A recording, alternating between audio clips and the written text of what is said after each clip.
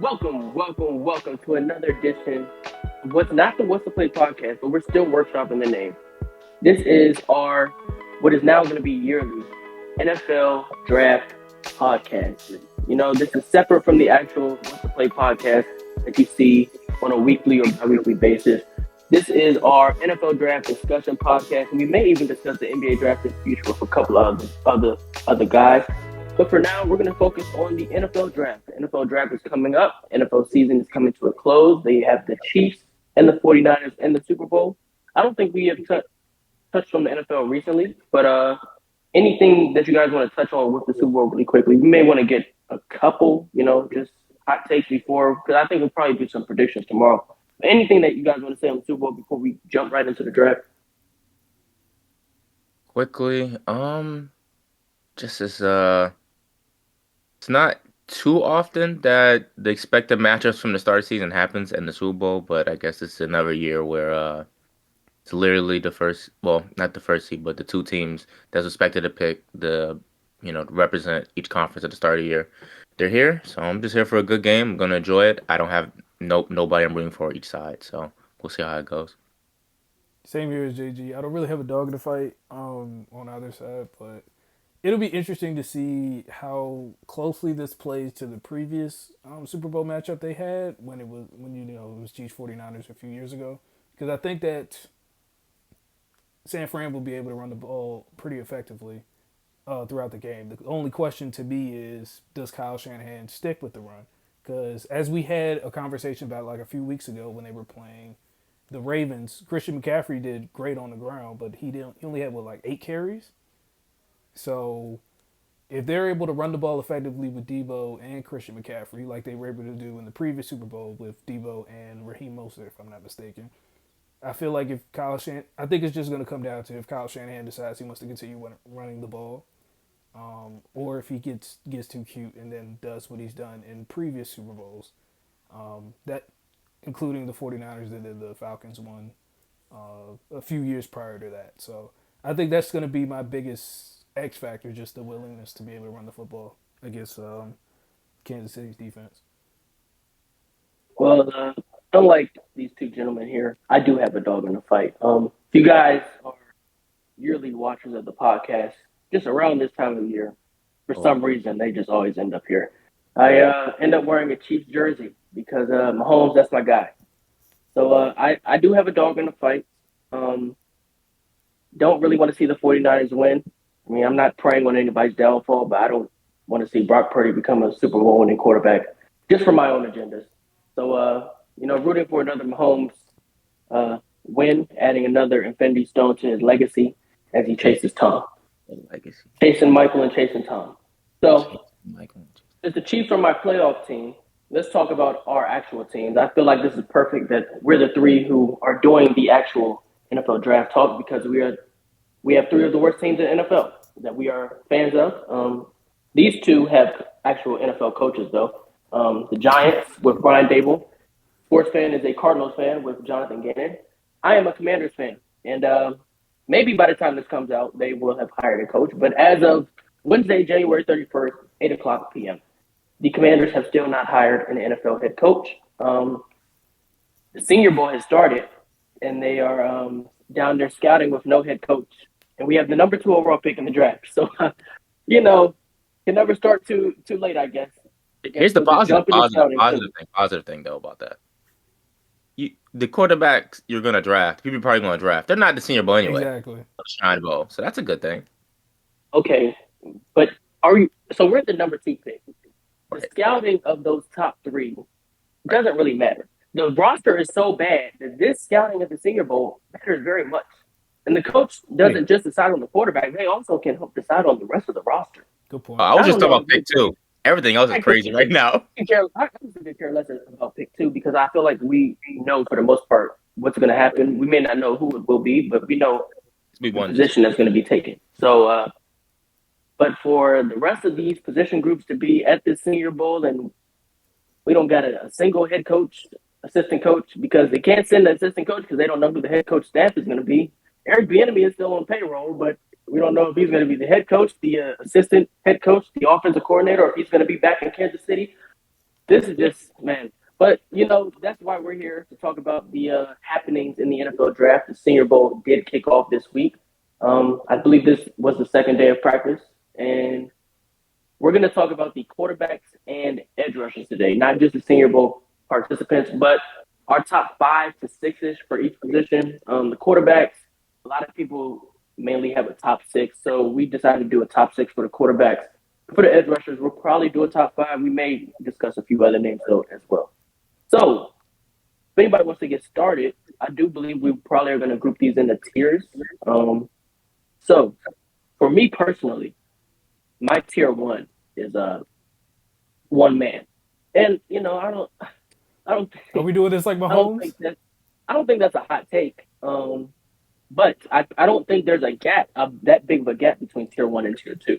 But I do think there's a clear difference between who my number one quarterback is and number two.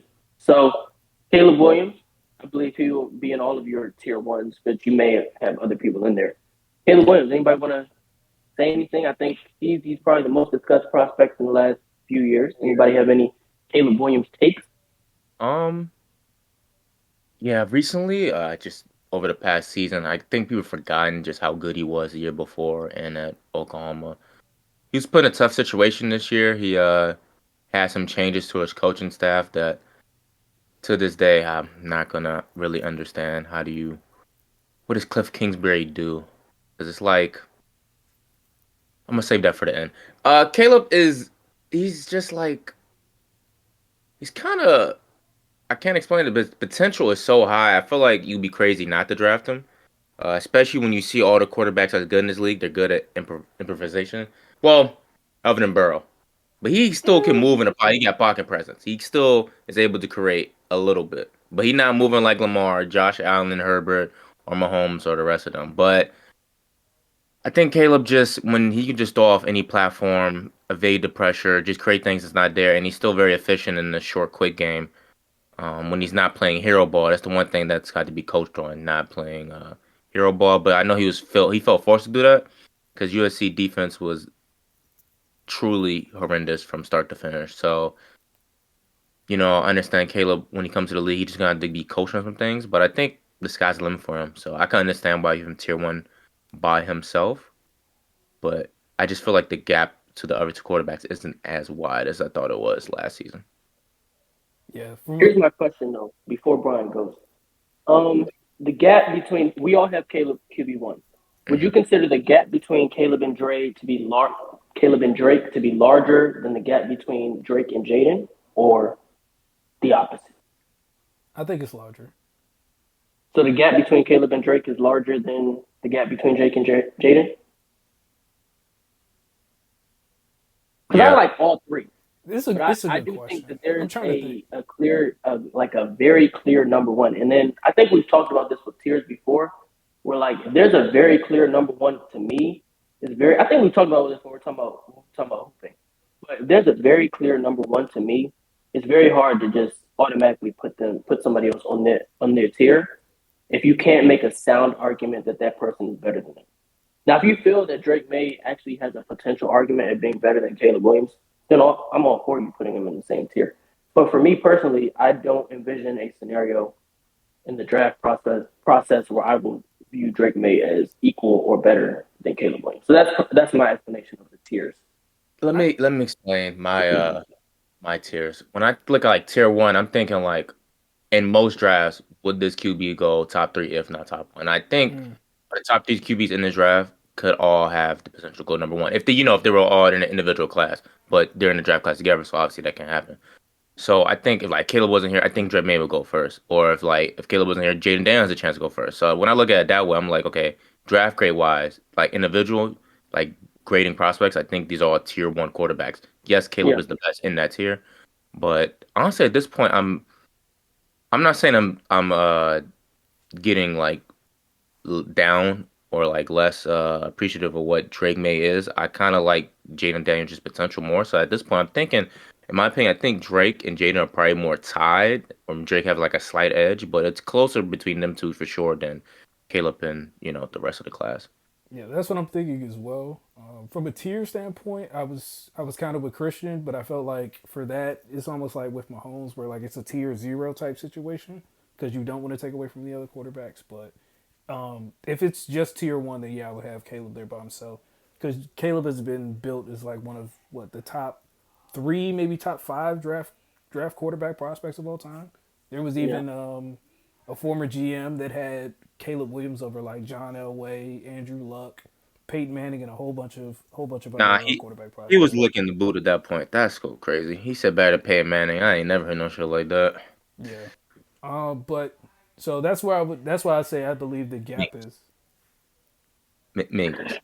Cool. All right, all right. He's not. okay. He's not. So He's Go that's not. why I ahead, would say Mark. the gap is larger between Caleb and Drake than Drake and Jayden. Kind of like as JG said. Now I would probably have. Yeah, I think I probably at this point would have Drake and Jayden in the same tier, but I feel like I know for sure that like Drake would be the number one quarterback in the class if Caleb's not there. With Jayden, I think it depends on the class that he's in. Like next year's class, I believe he'd be number one. But like last year's class, I think I'd probably have Drake possibly one. Like even with what CJ Stroud just did, I think you could argue that Drake would be the number one quarterback in last year's class. Whereas with I mean, yeah, Jayden, Yeah. you he's talking about probably prospects. We talking about prospects. It's no debate. Drake May would definitely be better than CJ Stroud because And I think Jayden would definitely probably go one in last year's class too. Um, just because if you compare him as a rusher, I don't know if he compares. I mean, him and Anthony Richardson are probably similar as yeah. rushers, not the running style, but their ability as rushers. But he's a much more refined passer as a prospect than Anthony Richardson. And in comparison to Stroud and Young, both of them had their flaws. Were they? I don't think those were. If you were to grade prospects, I think an 8.0 grade is like generational, and then the 7.5 is like first overall. I don't think Stroud or Young had first overall grade by most people, Okay. but of course you get a quarterback boost. I think Drake May generally will probably get at least a 7.3 to 7.5 grade by most people. Um, so I think he would definitely, or Jayden Daniels probably has 7.0 to 7.3 in any class. So and then he has the quarterback boost in seven last point year's three out of class. what? Say it Seven point again. three. 7.3 out of what? Out What's of his cut? the is in the 8.0 grade. Okay, got you. Okay, I just Yeah. had to be. So I think out of those classes, the only thing holding Jayden back in last year's class is that he would have been, if we're taking this year's Jayden and putting him in last year's class, he would have been older than the other two, Okay. Bryce and CJ. But still, as the season he had this year, he would have easily been the top quarterback in last year's class. I feel. That makes sense. That's not to say he's better than CJ Stroud, but because people get stuff wrong in the draft all the time. Because clearly, I don't want to say clearly, but after 1 year, CJ Stroud should have obviously been pick one. But you never know how the careers turn out down the line. But Jayden Daniels definitely would have been the number one quarterback, and easily, I could say the last 2, 3 classes up until Trevor Lawrence's class, probably because he probably doesn't go ahead of Trevor Lawrence, but I think he probably goes over Zach Wilson, and Zach Wilson was getting buzz as a first overall type pick. I mean, I was clearly wrong, but I think he goes over Zach Wilson. If that's a first overall level prospect, I think Jayden Daniels probably holds up as a first overall level prospect in just about any class, other than this one, clearly, because he's projected to go 3 or 2. That makes sense. That makes sense. But the pick for the Bears is probably going to be Caleb, most likely, unless something changes that none of us foresee. If you're the Commanders, you have Drake May, Jayden Daniels sitting in front of you. Of course, it's hard to predict it because you don't know what scheme because there's Yeah. no coach. Um, but hypothetically, say you're the coach and say you want to build your offense around one of these two quarterbacks. Who are you selecting? Because I think we both have these two quarterbacks similarly graded. I think I probably have a slightly larger gap between Drake and Jayden than you two do. But if you guys were to select one of these quarterbacks for the Commanders' offense, how would you not only decide who to pick, and how would you decide to build your offense around those two? Mm. Um, build my offense. Well, like you said, there's no head coach, office coordinator yet, and I don't. Well, That's you though. You both of them, head coach and OC, play me calling head coach. personally, I would probably pick Drake May, and then hopefully make a vertical style pass on offense with Jahan and Terry, if possible. You have to get the O line better, of course, because he's gonna die if that doesn't happen. But if the O line's better, you should be able to take shots, go over deep over the middle, stretch the field, and then be able to have outside zone style running. I'm not sure if Brian Robinson's gonna be the running back again next year. Is that confirmed? I'm not sure. Running backs He should they come. be. I'd be surprised He if should not. be, but I mean, as long as he's under contract, there's no reason. I don't think you replace running backs until that contract gets in the way. So he probably got a good 2 years. Brian Robinson looked good when actually given the ball last year. The Commanders had a bad habit of banning the run a lot, even on when they was getting yards. So you can't have that. Can't put your rookie quarterback or any young quarterback situations where they're passing the ball 40 times a game. I don't want that to be Drake May's situation. I'll probably go with Drake May though, just cause I feel like he's a better passer right now than Jayden Daniels. Whereas Jaden Daniels, he's a pretty good passer. I feel like he will rely on his scramblability a little too much out the gate, and that might set some bad what's the word, bad, not trends Bad but bad habit. habits. Yeah. Yeah, in his play. And Washington they don't treat quarterbacks like that very well. I don't want to jump in front of Brian, but the bad habits talk applies to all three of these top quarterbacks. But Right. for this particular situation, I don't know. I might be crazy, but in my mind, I think you should always go with the who you have as a better prospect. So if Drake May is a better prospect, I think that's who you should take. But as the roster is currently constructed, I do think Jayden Daniels will probably be the better fit immediately. Like, say there was no type of changes to the offense, and you just had to throw one of these quarterbacks in. I think Jayden Daniels would be a better fit immediately, just because of how they claim that they want to play this hard nosed brand of football. But of course, there's no coach. But this hard nosed brand of football where you're constantly running the ball, playing defense. I think Jayden Daniels behind this offensive line is a much better run blocking offensive line than pass blocking. And even when they do go into pass protection, he is able to avoid pressure much more than Drake May would be. Drake May can also improvise as well. But Jayden Daniels is a one of one athlete in this class for him. So his ability to scramble probably fits better with a porous offensive line. But Brian, you can go ahead. No, you're fine, CT. I would probably say, well, I've heard that Jayden has the higher ceiling, so I can see why somebody would probably say that they would take him. And obviously he's a pretty dynamic runner as well. But I think I would take Drake just because, as JG said, I think he's a little bit more advanced as a passer.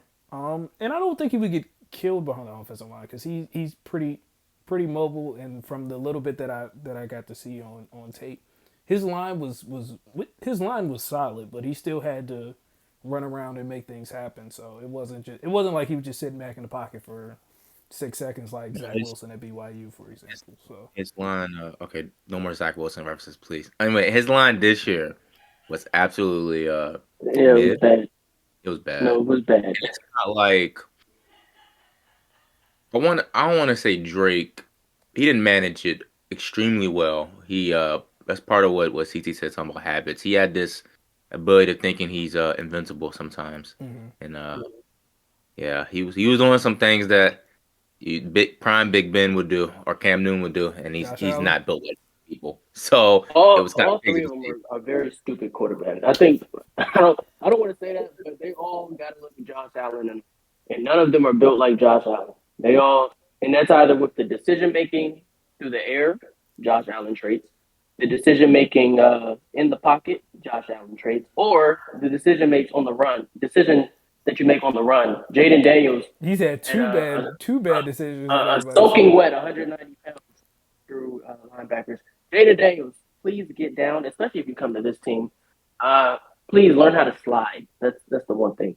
All three of these quarterbacks, they make some interesting decisions. That's probably their biggest flaws. All three of them. I think that Interesting decisions. yeah. I think all three of the QBs, like you were saying, I think they all have to learn how to take what the defense gives them, especially Jayden, because like on that one play against Ole Miss where he got absolutely tattooed.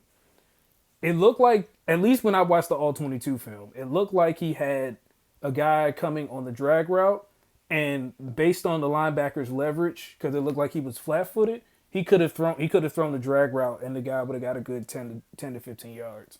But of course, I'm sure he saw the green grass and was like, okay, I can make that play. And he also saw the linebacker sitting there, so he was like, maybe I shouldn't make that throw. But I think it's just understanding sometimes just to take what's there and not try to always make the big play. And that may be a bad habit that has to be that you have to manage, because obviously you don't want to take the playmaking ability away from a quarterback at all. But even like Patrick had to learn, like, all right, just take what's there. You don't have to be a hero every play. So I think that's just something that all three of them are going to have to work on for sure. But yeah, I just think again, because of the passing, the level of passer that Drake is compared to Jayden, you might feel more comfortable putting him in more. You might feel more comfortable putting him in different schemes than you do, say, Jayden, just for that nature. Yeah, Drake is definitely a plug and play more so than Jayden. I think that's obvious though. I think the one thing I've seen something on Twitter with Jayden Daniels. I don't know who it was that tweeted it, but it's kind of the inverse of what you said, Brian, because he does do what you said. But the inverse as well, it's like he doesn't always trust getting to his second or third read in time, so he'll take off. And so somebody on Twitter said, sometimes you have to let the play develop, and maybe you have a 20-yard gain instead of a 6-yard run out of bounds. So a lot of times he'll evade the pocket as soon as he feels like he may not have time to get to that second or third read. Yeah. And what you'll see on film is that once he actually starts escaping the pocket, that second read opens up. Yeah. He does end up looking to make that throw down the field. But these are all things that is like, I don't want to say it's minor, but these are things that you can either improve on or you can live with if you can still get the highs that he brings you as a quarterback. I think he'll learn one way or the other, because obviously, as we all know, once you get to the NFL, you have defensive ends and defensive tackles that are, some of them are running, well, some defensive tackles, but edge rushers and defensive ends that are running 4.5s, 4.6. So it's not like you're playing against, what's the team, like South Carolina State every week in the NFL. Yeah. So. Yeah, and them NFL athletes are different.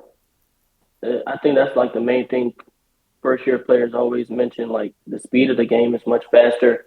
So Jayden Daniels outrunning somebody like Florida's safeties. I think Florida has had like the slowest defensive backfield for like the last 2 years. Like him outrunning Florida's safeties, it's not going to move a lot of players in the NFL because they run 4.7, 4.8 at Florida, but in the NFL, every DB runs 4.5. So it's not easy to run away. Like we even saw Lamar Jackson, who we all know got at least 4.3 speed. He caught the ball. He had a touchdown, but Drew Tranquil, the linebacker, dove and got it. It's like, man, that's the stuff that if that happened in college, Lamar Jackson probably got an easy touchdown to the career. Easy. Sports Center top 10. So that's just the difference in speed. So those are the top three. Unless you guys got any more to say, I think we should move on to the next grouping of quarterbacks. Yeah. Who's the next one? And I think these next three all have potential somewhat to land in the first round. But I think Brian's ranking is different from myself and JG's. Brian has Michael Penix at 4, JJ McCarthy at 5, and Bo Nix at 6. We all have Bo Nix at 6. And I think the general public probably has Bo Nix at 4 or 5. Yeah. So we're kind of on we're kind of rare right now because we got Penix and JJ at 4 or 5, all of us. Me and SportsFan got JJ at 4 for similar reasons. Yeah. Fine, your Penix at 4. Let's hear it. So I think this may be a plug and play versus like potential situation, because as we had this conversation off air before we started, 4 through 6 feel very scheme dependent. Regardless of what happens, but I just think I feel like I like, even though JJ's got an arm, he can move, he's mobile, he's accurate, all that good stuff. I believe Michael's a little bit. How do I put it? I think I like his More arm talent a refined. little bit more than JJ. Even though JJ's good, and he can play. He can play above the offense. I don't think it's a like a game manager situation with him. But I think I just like Michael's arm talent a little bit more. I am concerned. The way he played against Michigan did concern me though, because it felt like at one point Michigan was just like, all right, if you could throw it over the second level of the defense, then we'll tip our cap. But he just wasn't able to put the touch on the passes that was necessary. So I do think they might have to work on his mechanics a little bit more so footwork wise, especially if he's like under pressure. And obviously that's something that you have to. That's something that would concern a lot of people. So I'm looking forward to see what he looks like in the combine and also throughout the rest of these Senior Bowl practices in the actual game. But I think I just like I think I feel like he can make all the throws, and I feel like he could play a little bit more outside the scheme than JJ can. Even though JJ has improvisational skills as well and can make things happen. So for these three, the reason, so I have Penix at 5, but the main reason that I could not possibly put him at 4 is that out of these three, he has the one major flaw that I don't think will be corrected at the next level.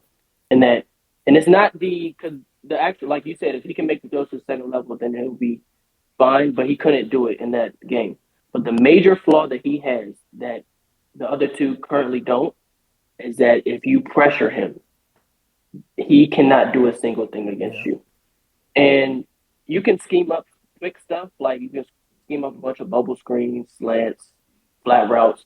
But at the end of the day, if you start doing that, he's no better than JJ McCarthy as a virtual game manager. Yeah. So I do think he has better arm talent than Bo Nix. I do think he's more accurate than Bo Nix, but he's not a better mover than Bo Nix. So 5 and 6, it is what it is. But I don't think you can put him over JJ just because I do think all three are kind of scheme dependent. But I think JJ, if you look at them all like that, and then you look at JJ, who I do think has much better traits than the other two, I think he's just scheme dependent. And then it's the plus. It's like the potential. He's younger than the other two. It's like you don't know, but he has the ability that you may be able to mold him as the quarterback of your system. So like if he lands in the right situation, I don't know, if he lands in Denver, maybe Sean Payton puts him in an offense where he doesn't have to make too many reads immediately. But you look 4 years down the line and he's one of the best quarterbacks in the league. So I really wouldn't be surprised if JJ McCarthy, I think he has more top half of the league quarterback potential than Penix and Bo Nix do. Okay. Before you go, JG, I know we had a conversation like a couple weeks ago about a certain comparison. Uh, do you think there's a better comparison for McCarthy than Purdy with traits, or is that just where it is? That's the one, man. That's the one. Yeah, I'm about to say the reason why I kind of have just JJ at number one, well, number one in 4, this yeah. tier is just thinking about it, where the league's going offensively and which quarterbacks are kind of succeeding the best in this kind of system. It's kind of like a JJ McCarthy type quarterback, West Coast, can throw the ball quickly, don't have to do too much, but he'll get it there usually most of the time. He can improvise a little, like just like Brock can, even though Brock wasn't some type of crazy prospect. He was Mr. Irrelevant for a reason. Yeah. I do believe JJ can do similar things, if not better. Um, the thing about Penix, well, technically, I believe he's a better quarterback right now than these two. He's 24. He's like a 6-year senior. I fear that he probably hit his ceiling. Kind of when he get drafted, that'll probably be what he is. I mean, sure, he can develop into 25, 26, but at this point, you've been playing college football 6 years. You're coming back, what? Yeah, 2 ACL tears, Yeah. right? It's 2 ACLs, and I believe he had a shoulder injury as well. Yeah, so it's like I'm not sure how much more he can develop. He's a fine pocket passer, but in the league of where pocket passers like that don't really succeed too well, or especially when they get under pressure or when their talent is kind of taken away from them, it doesn't look well. Not their talent themselves, but the outside talent. Yeah. because you end up looking like Tua. And I don't think he'll be as bad as Tua as he could be worse now I think about it. But I think his arm's a little stronger than Tua. I'll give him that. He But has a much better arm than Tua, but he's not better arm Tua than Tua. throws over the middle with anticipation much better. Yeah, yeah, I think So Tua's it's way like ahead. I don't know, man. And he's I mean at this stage, Tua initially came in. He was a much better mover than Penix was, but Yeah. Tua this year was literally almost a statue in the pocket. He barely took off. Um, I think the thing with Tua is he lucked up into a pretty good situation with Mike McDaniel where he doesn't have to make as many reads in his offense. So I don't know. Maybe Penix gets in a situation, but like I said, it's like if you start drawing up that quick stuff for him, he's no more than a game manager type quarterback then. Yeah. So it's like if they're all potential game managers, I'm gonna take the one who has the most traits, Yeah, and I think JJ has the most upside out of all of them. Yeah. Bo Nix, he he's a hasn't ran guy. an offense. He Here's hasn't a ran an guy. Here's a NFL offense, man. He's about the same age as Penix as well. He's been in college since I was, Yeah.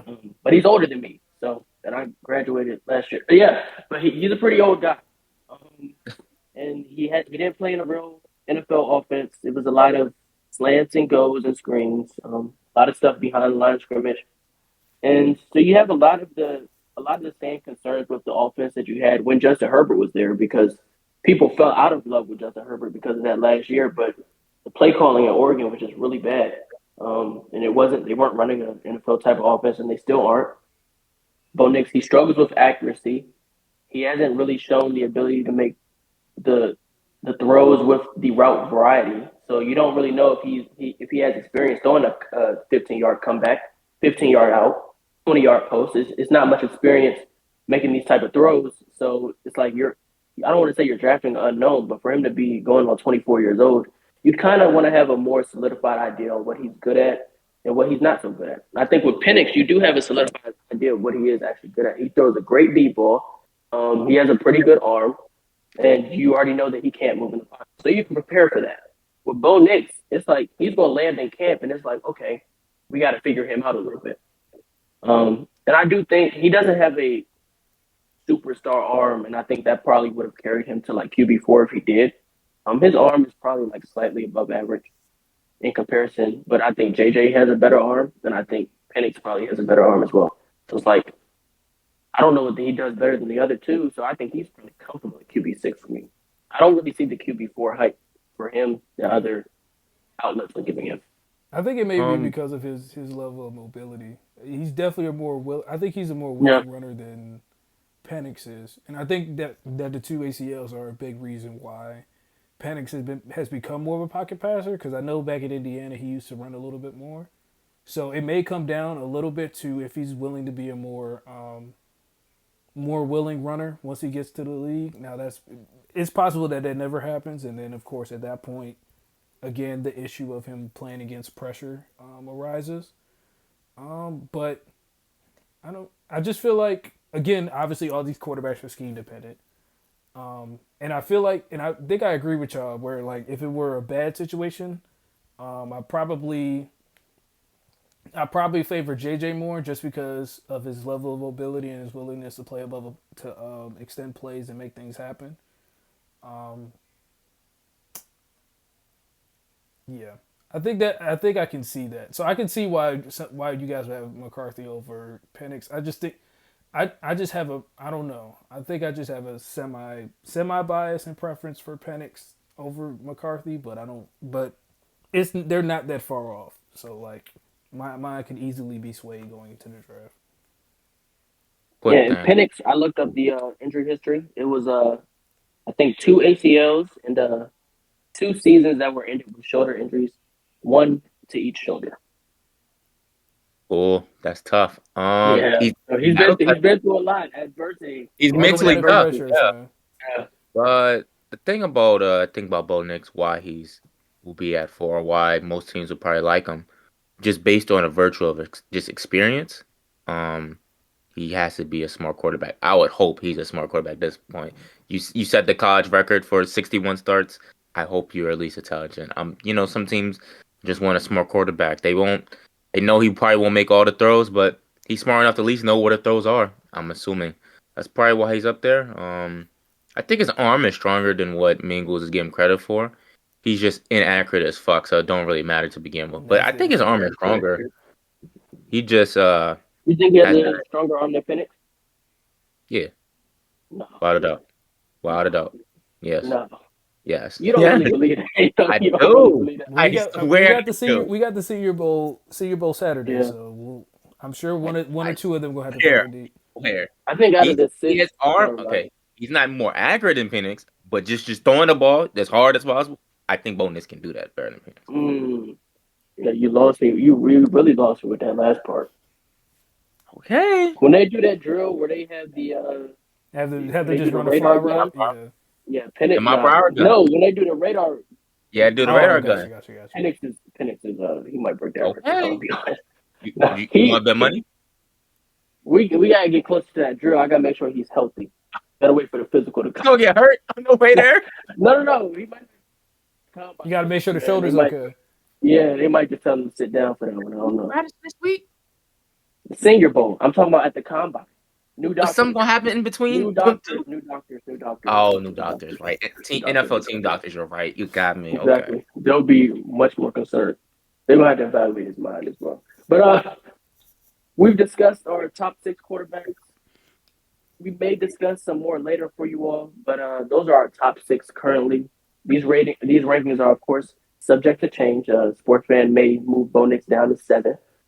But for now, these I'm are our top trying my six. best to do it. So I'm gonna find let someone to move him down. all right, yeah. Well, you do that now. Let me read through everybody's top six so far. So for Brian's quarterback, he has Caleb Williams one, Drake May two, Jayden Daniels three, Michael Penix four, JJ McCarthy five, Bo Nix six, and me and Sports Fan have currently the same exact list. Caleb Williams one, Drake May two, Jayden Daniels three, JJ McCarthy four, Michael Penix five, and Bo Nix six. So those are our top six quarterbacks in the draft. Be sure to let us know in the comments if you disagree, if you agree, if you think we're crazy, anything like that. So be sure to let us know. And now we'll transition to the other side of the ball. Let's talk about the edge rushers. So before we even start talking about the edge rushers, this draft class is very offense leaning. There's a possibility that the first seven, first eight picks could all be on the offensive side of the ball. Yeah. Could possibly be First more. ten. I mean, yeah, it could be a complete top 10 of, because JJ may go top 10. So could be a complete top 10 of offense. Yeah. So you man, you took It's this like possible. If he's centimeter. You QB made that four, I'm not amount, gonna man. disagree. I'm not JJ, gonna disagree with CT. If he's I QB don't four, know. it's possible. Because JJ go three. JJ might have that. Somebody might move You up. might be I don't know. I'm about to say he But might go at 8, possibly. I don't know. I think the position that could possibly go first out of anybody on the defense is probably edge. If not edge, then DB, obviously. But the edge rushers in this class, they're in similar tiers to what we have done at quarterback. But there is also some disagreement, of course. Brian's first edge rusher is Dallas Turner out of Alabama. I think he is probably like the mainstream edge one, just off the immediate start of the process. I've seen Dallas Turner being the first edge rusher off the board. And he has myself and sports fans edge one, Leatu Latu as his number two. So Dallas Turner versus Leatu Latu, I could say that that's probably our tier one edge rushers for this class. Yeah. Stop me if you disagree. But then there's a second grouping of Jared Verse, Chop Robinson. Could that be its own tier as well? Tier two? Yeah. Yeah. And then we have Braylon Trice, Adisa Isaac, and I think Chris Bradshaw. Yeah. So that could be tier three. And then I think that tier three, we may be able to add some more guys to the list as well. But let's start off with tier one. So Leatu Latu and Dallas Turner. Wants to get us started. I can kind of start with Latu. He's just, I wouldn't say he's like an insane athlete, but he just has elite, like quick bursts off the edge. Yeah. And then as I've been watching his Senior Bowl tape and his tape from the season, he just knows how to put pass moves together really well. He had his one nice chop, and then when it got blocked later, he countered with another move to a spin. So it's like when you're able to combine your quickness with a good amount of you don't even got to be like a large amount of pass moves. You can do 1 to 2 pass moves really well and have counters off that. You're really hard to stop in the league. Yeah. So just going off that as a pass rusher, I think that's really, really good. As a run defender, I can't say he's elite at that, but when you're looking at edge rushers, you want them to be able to be a Rush the pass passer. rusher. Um, and he's 6'7", about 240. I'm gonna double check that. Who, Latu? I think he's 6'6". My fault. I undersold him. He is 6'5", 265. Hmm. 265. 267. So just based on that high end weight, he should be able to set an edge pretty well once he kind of gets to use of that in the league. Yeah. So just that's just like a dominant 4-3 type edge rusher. He won't be a 3-4 standing outside linebacker type edge. He's 6'5", I think he 260. could do it. You think I so? think I think he has the he He's athletic enough. what I've seen is that he has the elite bend where I think he's enough of an athlete to where if he had to, he could play in space. I wouldn't draft him with the intention. Like if I'm a 3-14, I may value Dallas Turner higher. But if Dallas Turner is already off the board, I think Leatu Latu is so clearly better than the next edge rusher that I wouldn't value, say, a Chop Robinson over Leatu Latu just because I'm a 3-14. So I think he could do it because I do think he is a like in comparison to Jared Verse. We were talking about this before the podcast. He's bigger than Jared Verse, and I think he's a much better athlete. Interested to see what he's actually going to run. But with Leatu Latu, you were talking about it. He has the ability to convert speed to power, and 265, 6'6". You're not really drafting for run defending, but for what he is currently, I do think he'll be able to translate that to the next level. So I do have him as one, but the main concern with him is similar to like Michael Penix, except to a lesser level. I do believe he had like injury history that Right. he was Injury. very close to like medically retiring. Um, but he's returned from it, so almost a similar story to Jalen Phillips, to where I think Jalen Phillips' stock probably dropped a little bit because of that medical history. So I do think some teams may be holding that against him because if you ask me, I think he's clearly Dallas Turner. But the thing with this first tier, in any other class, I think we talked about this with the quarterbacks of how our tier one would probably translate to every other tier one in any class. Yeah. I don't know if that's the same case with the edge rushers. Dallas Turner and Larry Tomato are tier one edge rushers in this class. I can't guarantee that these are tier one edge rushers in last year's class with Will Anderson. And I don't know if that translates to every other class because I don't know if you have an early first round grade on Dallas Turner or Leatu Latu. Define I early. don't top 10. Top. I consider early top 8 to top 10, top 12 ish. I mean, I can see them going there just because there's not much other value on the defensive side of the ball in this class. But you're asking But if, personally, would I draft them in that? No, I wouldn't do that. So no, it's just Latu I would yeah, draft in that top early range. yeah, I don't know if I would. I mean, Dallas Turner, I think he probably has. I would say he has the most potential, but I do think Latu has a good amount of potential as well. But I think Dallas Turner has probably the second highest potential out of all these edge rushers. And I'd probably draft him no earlier than like 15, 16. Mm. So that top half, I don't know if I'm taking anybody else for 16 in this class. That's not to, talk bad on them, but I mean it's what we're analyzing currently. Yeah. Latu and Dallas Turner are just head and shoulders currently in my mind above the others. And then Brian has Jared Verse. And Brian, do you want to say anything about Dallas Turner before Yeah. move to that next tier? So I think if I was comparing him to last year, I think I probably would have him in my tier one with Will Anderson because as Brad Coleman said in one of his tweets, I think obviously the thing about Will Anderson is that he's like more advanced for his age, especially Yeah. from a pass rushing perspective. But I think Dallas, as you basically alluded to, Dallas has the traits to be a pretty good edge rusher, in my opinion. The only thing I really saw with Latu that had me put him at 2, and maybe this is just bad scouting on my part. He has the hand movement, he has the pass moves like JG said, and there was even points like in the USC game where they had him like dropping into coverage. I don't know if that was just scheme or if that was like something that they felt he could do for sure. But yeah, there were points in the game where they had him do that. I just felt like there were points where he relied more on his speed, like just his speed by itself.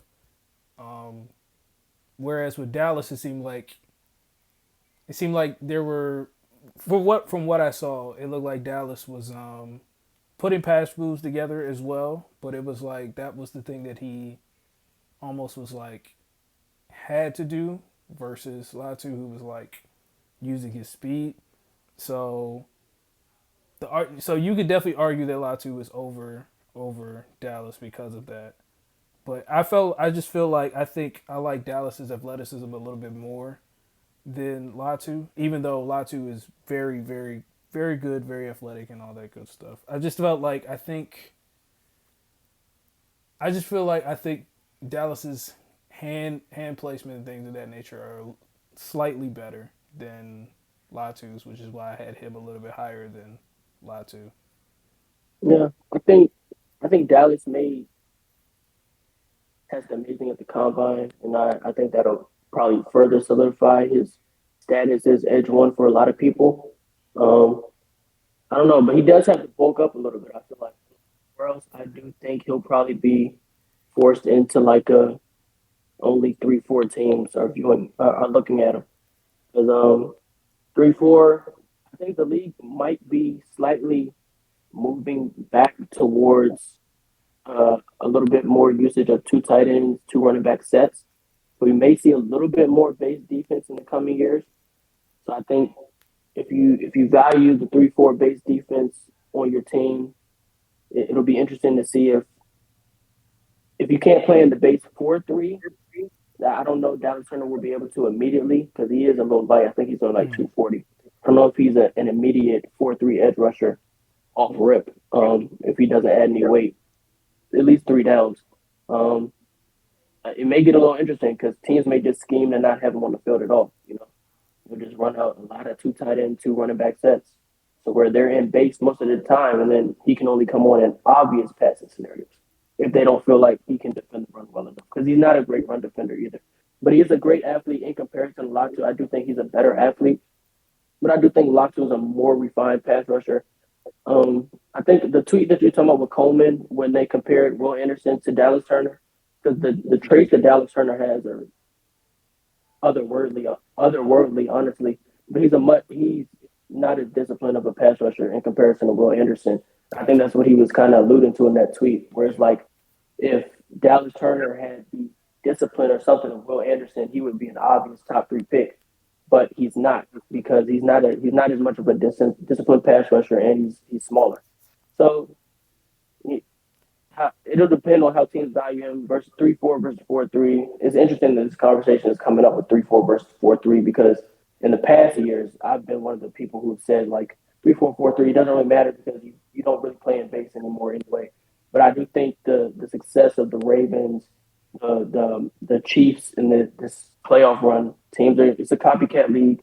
Teams are going to start running out a lot of two tight end sets next year, and I think we'll see a lot more base than we have in years past. I agree there. Also, this will probably hurt my case for Dallas and one, but I think, as you guys said, because of Latu's size, and I think JG might have already said this point, but because of Latu's size, he's a guy that you could probably on certain downs move inside to be a pass rusher. So like if you're running that 3-4 defense, instead of him being that edge guy, he could be that 3-4 defensive end potentially and go up against probably a guard in that situation. And because of him being refined as a pass rusher, he could still win with hand movements and pass rush moves, even if he were to move inside for certain downs. Yeah. So those are our top two edge rushers in the class. We are in consensus with who the actual two are. We're also in consensus with who our next two are. Not in the same order, of course. Me and SportsFan have Chop Robinson at three, Jared Verse at four. Brian has Jared Verse at three, Chop Robinson at four. Chop Robinson is a super athlete, almost similarly to Dallas Turner. And then Jared Verse is a power edge rusher. 260, 6'4", 260, power edge rusher. in comparison to Chop Robinson, who may run the fastest 40 in his class, aside from Dallas Turner maybe. So for me, Chop Robinson over Jared Verse is simply, I think, Chop Robinson is kind of different based off the last argument we made with Latu and Dallas Turner. Except Jared Verse, if he's a Latu of the argument, he's not as refined of a pass rusher as Latu is, and he is simply all power. And he's not even as big as Latu. The way you would view him, you would think that, oh, the way they talk about him, you think he's about 6'5", 270. I mean, 6'4", 260, he's not small by any means. But for him to be all power, and I don't really see him having much finesse to his game yet, at least. Um, he wins with power, but if you're not able to switch it up a little bit, I can't put you as high as I would like to. Chop Robinson, I feel like I have him at 3 because I feel like he will test out of the gym, as they would say. He'll probably have the best testing out of any of the edge rushers, and he wins with speed. But I do think if he bulks up, eventually he can start to win with power. I do think it's easier to convert from winning with speed and translating that to power than it is from translating power to speed for a lot of these guys. If Chop Robinson and Jalen Turner add weight, they'll be able to convert speed to power instantly. But it's much more difficult for a guy like Jared Verse to convert power to speed, if that makes sense. So I think Chop Robinson will be able to make the adjustment at the next level more easily than Jared Verse would. Me personally, I think when it comes to these two, it kind of just depends on what you value more. You value the speed, quick off the edge rusher, then you probably gonna like Chop Robinson more. If you like the power, setting the edge type rusher, that probably be more verse. I think they're both similarly ranked or like graded wise, but it's just based on when you look at their strengths and weaknesses, which ones could fit your scheme more. Very scheme dependent picks, in my opinion. Um, I just like Chop Robinson more, just based on speed. I just believe speed rushers usually translate better to Yeah. the league. When you're just a power rusher, these offensive tackles in the league, they anchor down really well. So if once you're not pushing them and you're not really doing anything, at this point you're just a run defender, and and you don't get paid just to be run defenders usually on the edge. So that's why Chop Robinson's higher than me because I see the potential for him. Like at his best, he could probably be it's going to sound crazy, but at his best, the Chop Robinson really lock in him and Dallas Turner because they both great physical traits. They could be a Brian Burns type player, or like one of them type of edge rushers. Now, if they don't hit, then you like Vic Beasley and look a little crazy.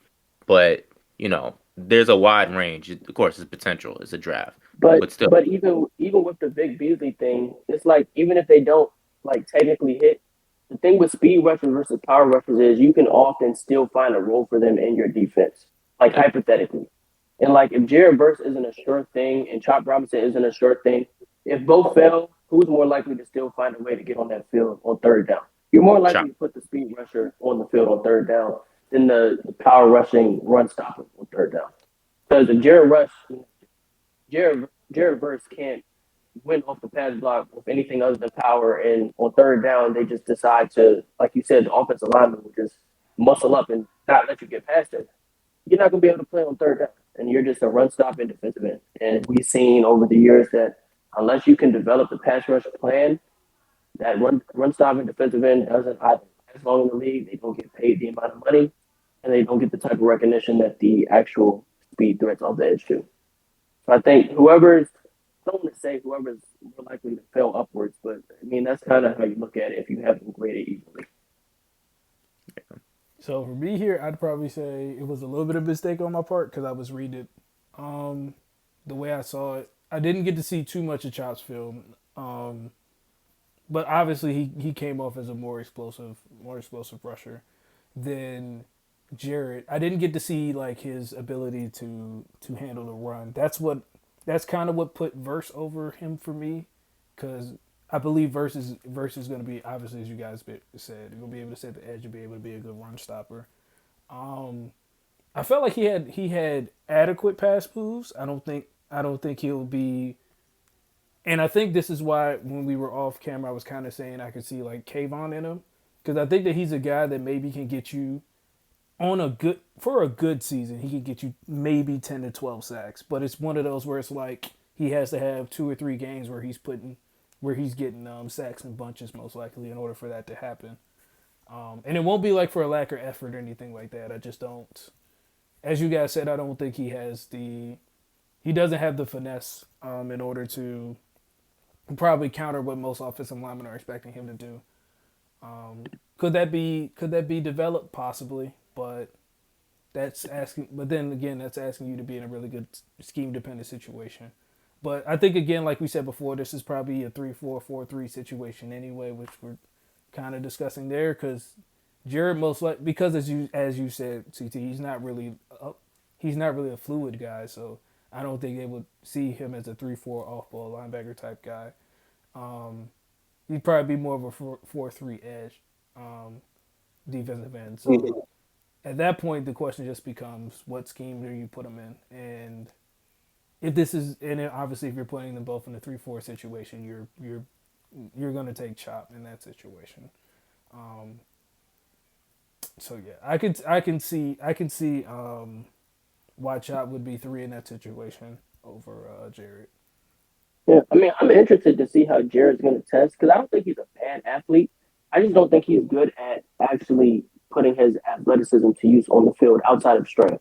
Um, so, I mean, if he tests well, I think, like you kind of said, that you were kind of alluding to, like a pass rush play, such moves can be developed. It's the actual aspect of actually applying them in game.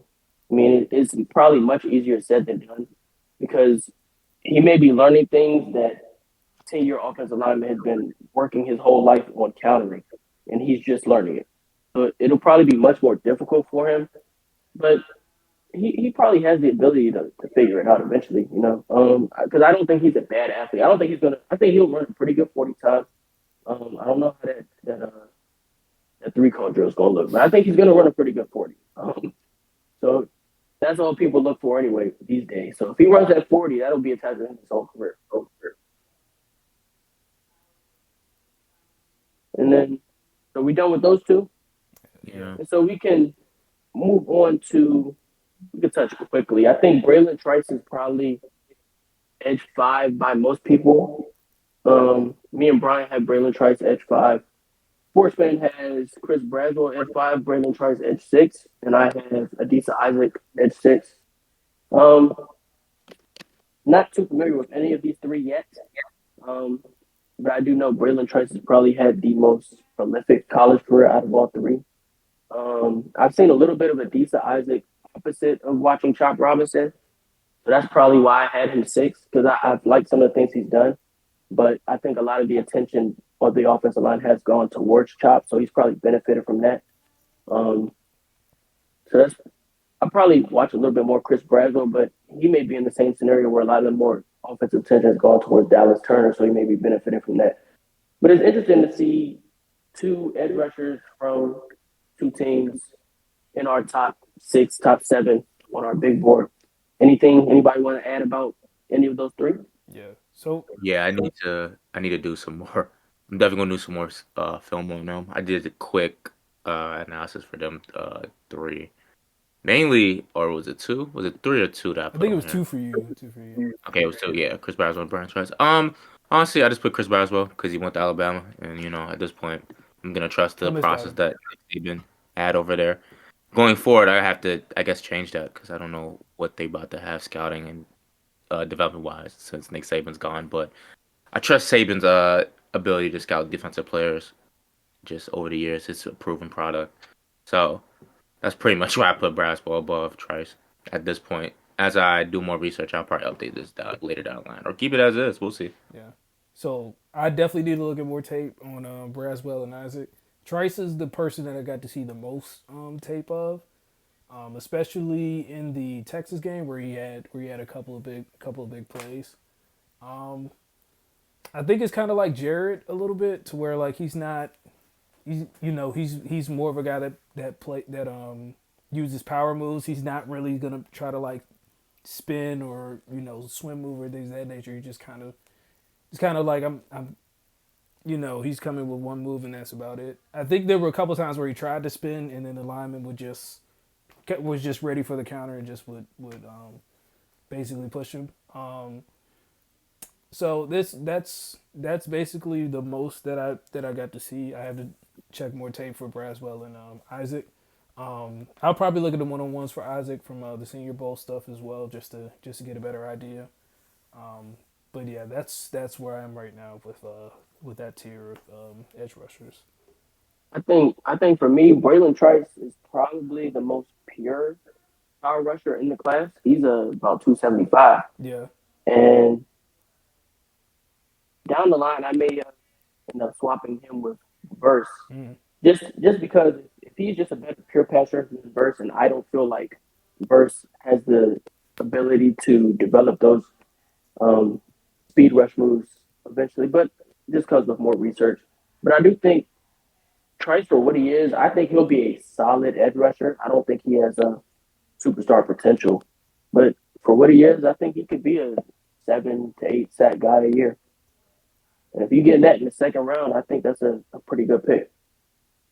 But we'll be conducting more research, and I think we have a episode that we may be filming tomorrow based off the for the Super Bowl, or is it NBA, Brian? I know it's NBA I know we're doing an NBA one. We might do an NFL episode as well. All right. Well, definitely this episode will be out soon, and then we'll probably come back next week with some more NFL draft content because we're kind of getting to the dead portion of the NFL season after the Super Bowl, straight off-season talk. And this is the quarterbacks and edge rushers. The quarterbacks, you got to take my opinion very strongly. I'm pretty much a quarterback expert here, so take my opinion very strongly. And I think next week we'll probably dive into the receivers. Receivers and that'll DBs. Probably be we may have to make this a full receiver episode because this might get a little controversial. So we'll see. We'll discuss. We'll discuss that behind the scenes. But yeah, we'll consider doing two positions again. But if it's receiver, it might just have to be all one episode with just them because we want to dive in all 20 of them. All 20 of the. Come on, man. Stop being over there. Might have to dive in all 20 of the third, second, first round receivers in this draft. So. But we'll be back. Thank you for watching. If you have a name for this type of content, let us know. We trying to come up with a name. We had one, but it was a podcast name already. So we got to figure something out. Let us know in the comments. Let us know on Instagram. Be sure to like, share, comment, and subscribe. Follow us on all of our social media platforms. They will be found in the description. Thank you for watching. For your draft content, I'm Christian, SportsFan, Brian. Be sure to stay tuned for the next play. Salute.